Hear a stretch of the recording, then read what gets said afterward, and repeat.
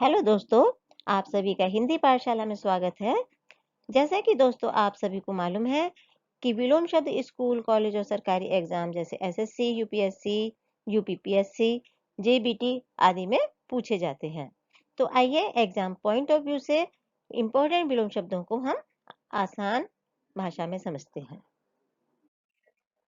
दोस्तों, विलोम शब्दों को हम विपरीत अर्थ भी कहते हैं या विपरीतार्थक शब्द भी कहते हैं। तो इनके जो अर्थ होते हैं वो उल्टे होते हैं। यानी अब यहाँ हम देखते हैं, जैसे गोचर। गोचर का अर्थ होता है जो दिखाई दे, तो इसका उल्टा होगा जो दिखाई न दे, अर्थात अगोचर। इसी तरीके से धीर। धीर का अर्थ है साथियों शांत या विनम्र, और जो अशांत हो वो अधीर होता है। भद्र।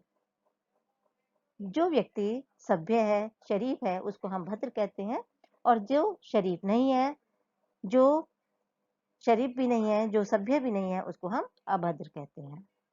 मानवीय, जिसमें यानी जो मानव संबंधी जो चीजें होती हैं उनको हम मानवीय कहते हैं, और जो अमानवीय, जो मानवों से संबंधित ना हो।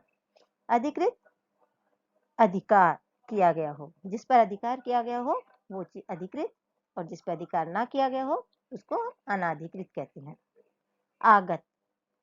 आगत का अर्थ होता है आया हुआ, और अनागत जो ना आया हो। इष्ट। इष्ट दोस्तों अधिकांश रूप से ये ईश्वर के लिए प्रयोग होता है, यानी जिसमें श्रद्धा हो हम उसको इष्ट कहते हैं, और जिसमें श्रद्धा ना हो वो अनिष्ट। मल। मल का अर्थ होता है गंदगी। जहां पर गंदगी है यानी उस मल है वो गंदा है, जहां पर गंदगी नहीं है वो निर्मल है, स्वच्छ है। आहार। आहार भोजन, भोजन करना, और निराहार यानी भूखे रहना उसको हम निराहार कहेंगे। सापेक्ष।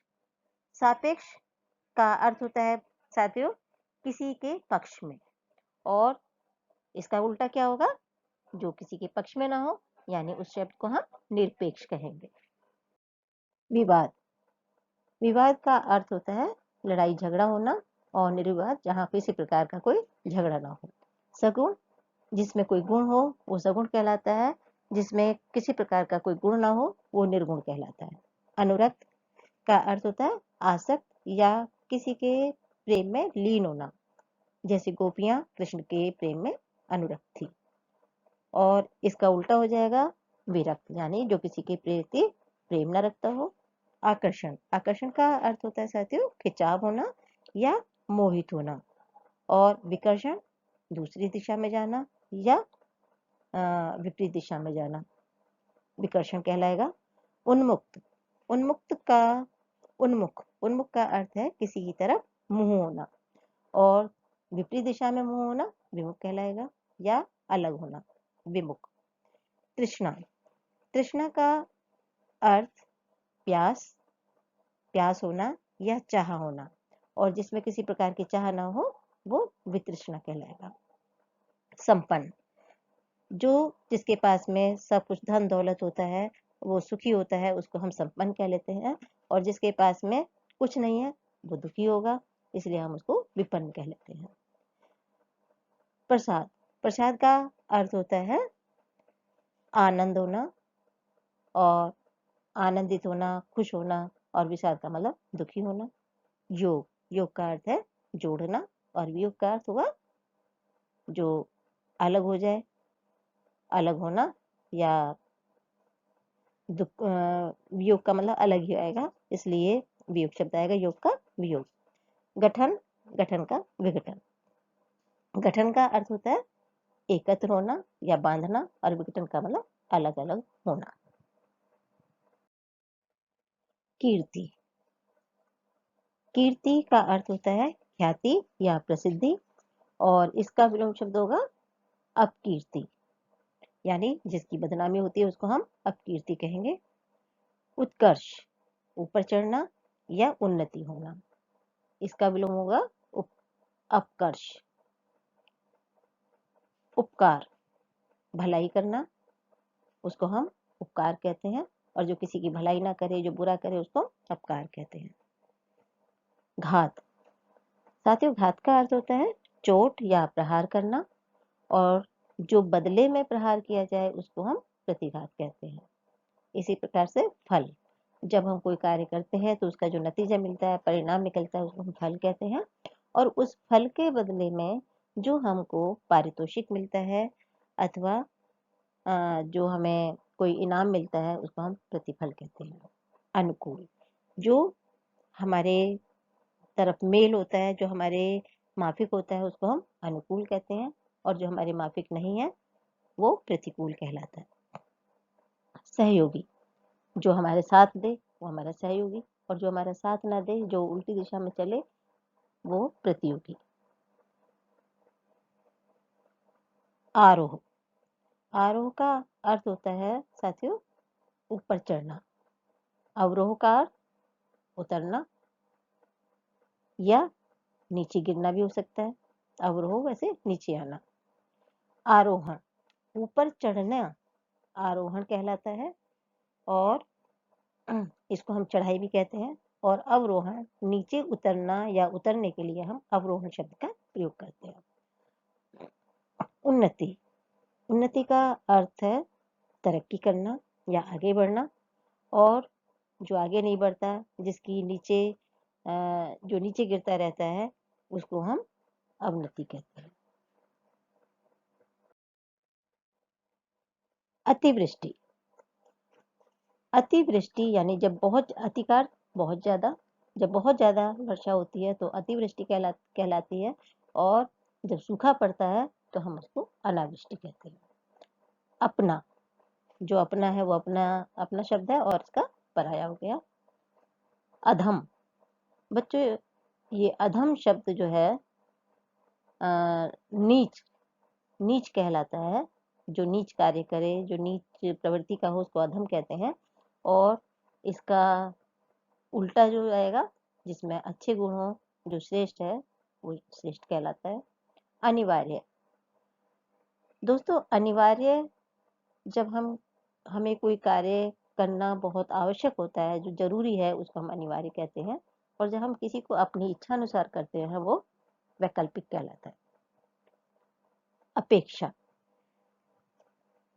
जब हम किसी से किसी प्रकार की उम्मीद रखते हैं या चाह रखते हैं, आशा रखते हैं, इसको हम अपेक्षा कहते हैं। और उपेक्षा का अर्थ हुआ उल्टा, जिसे हम नजरअंदाज कर देते हैं, जिसकी तरफ ध्यान नहीं देते, वो उपेक्षा कहलाता है। अवलंब, अवलंब का अर्थ सहारा, और जिसका सहारा न हो निरलंब। आकर्षण, आकर्षण जो खिंचाव, और जिसमें खिंचाव ना हो वो विकर्षण, यानी जो विपरीत दिशा में जाए वो विकर्षण। आदरणीय, जो आदर करने के योग्य हो, सम्मान करने के योग्य हो, वो आदरणीय है, और जो सम्मान करने योग्य नहीं है उसको हम अनादरणीय कहते हैं। आस्तिक, जब किसी में आस्था, यानी जो ईश्वर में आस्था रखता है, उसको हम आस्तिक कहते हैं, और जो नहीं रखता वो नास्तिक कहलाता है।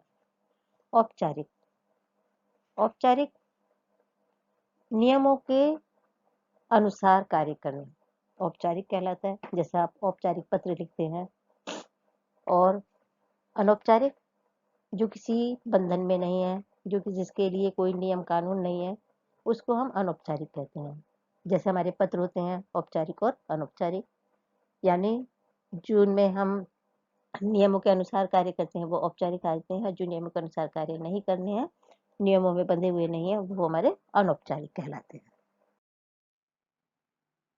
उत्कृष्ट, उत्कृष्ट का अर्थ होता है श्रेष्ठ, और जो श्रेष्ठ ना हो उसको हम निकृष्ट कहते हैं। उत्तर, उत्तर एक दिशा का नाम है, और दक्षिण भी दिशा का नाम है जो इसके विपरीत दिशा में होती है।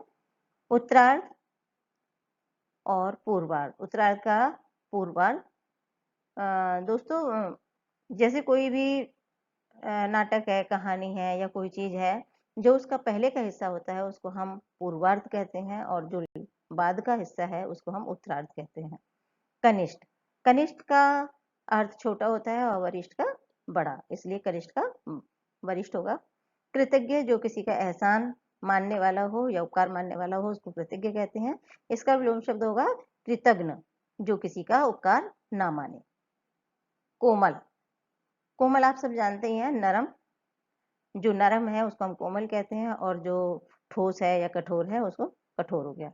तो कोमल का विलोम शब्द कठोर। गमन, गमन का अर्थ है जाना और आगमन आना। घृणा, नफरत, नफरत का विलोम शब्द होगा प्रेम।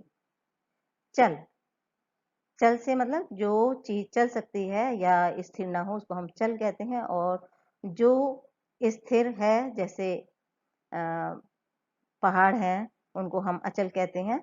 इसी तरीके से जंगम, ये भी जो स्थिर नहीं है, जो चल फिर सकती है, जिसको ले जाया जा सकता है वो जंगम, और जिस ऐसी चीज जिसको हम कहीं नहीं ले जा सकते, जो एक ही स्थान पर स्थित रहती है, जैसे घर, मकान, जमीन, इस तरह की चीजों को हम स्थावर कहते हैं। दोस्तों, आशा करती हूँ कि शायद आपको ये मेरी वीडियो पसंद आई होगी। और अभी मैंने इसमें केवल 50 शब्द लिए हैं। 50, क्योंकि वीडियो लंबी हो जाएगी, इस कारण से 50 अगले जो शब्द हैं मैं वो दूसरी वीडियो में लेकर के आऊंगी आपको। और आपको इस वीडियो से संबंधित किसी भी प्रकार की कोई शंका हो अथवा प्रश्न हो तो आप सरोज हिंदी पाठशाला @gmail.com के द्वारा संपर्क कर सकते हैं, या कमेंट्स बॉक्स में जाकर कमेंट्स कर सकते हैं। दोस्तों, आपको मेरी वीडियो पसंद आई हो तो आप इसे लाइक कीजिए, अधिक से अधिक शेयर कीजिए, और मेरे चैनल को सब्सक्राइब कीजिए, और करंट अपडेट पाने के लिए बेल आइकन को दबाना ना भूलिएगा।